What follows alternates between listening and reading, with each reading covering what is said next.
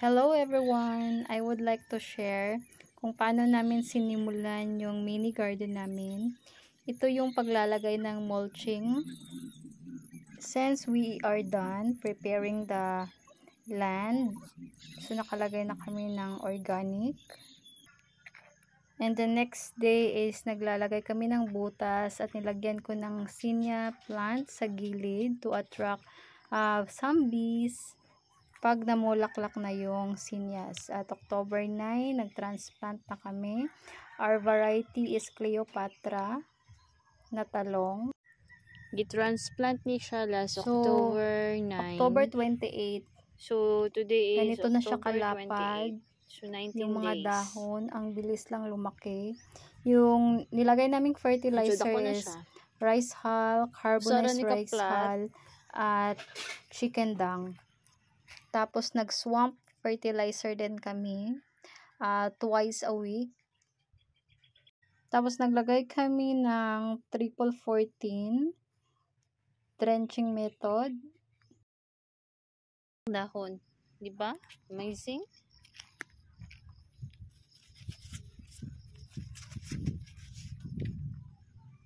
Long.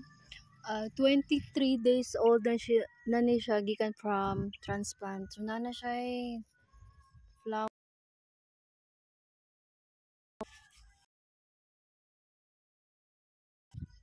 So, kanim ragi kaon ni sa kuan. Ulod.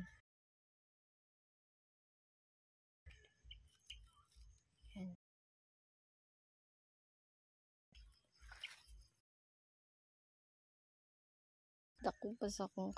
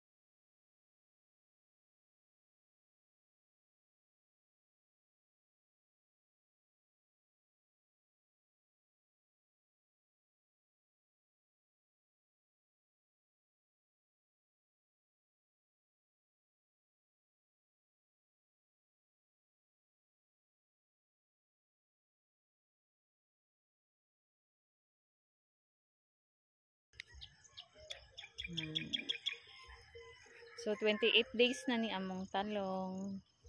Dutay ra pang konsumo.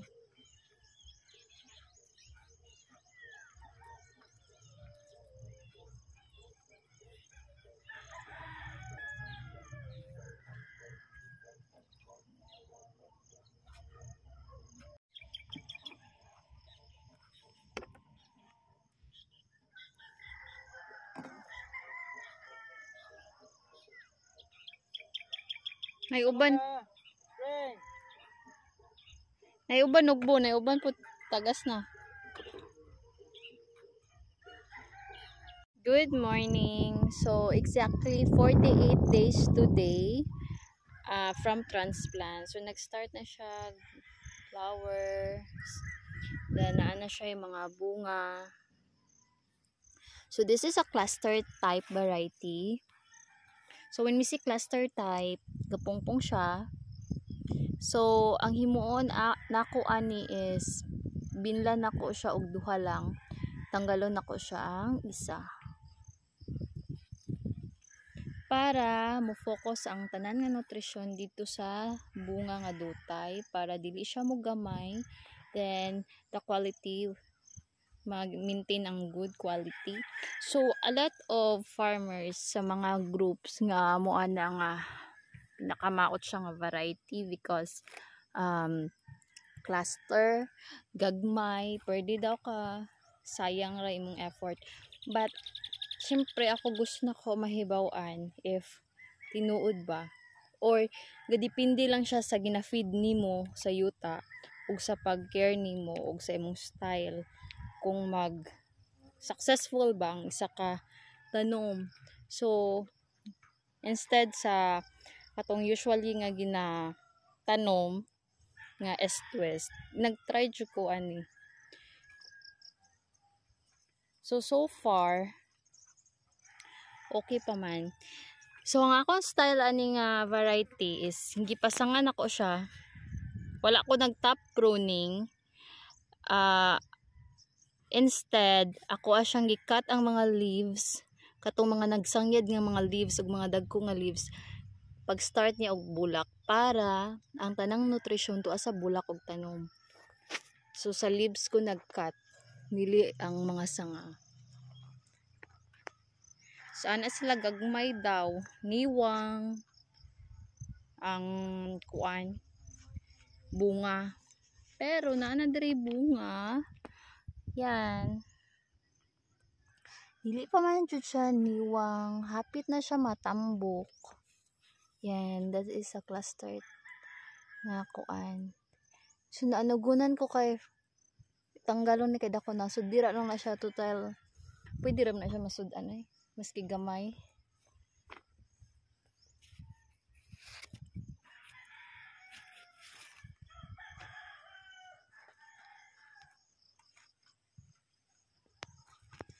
Dan. So medyo dako naman. Tapos hami siya. Okay. Padara. This one.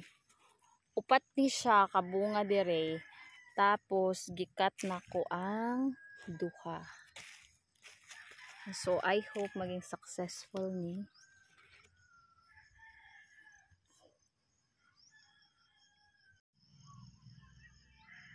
49 days old.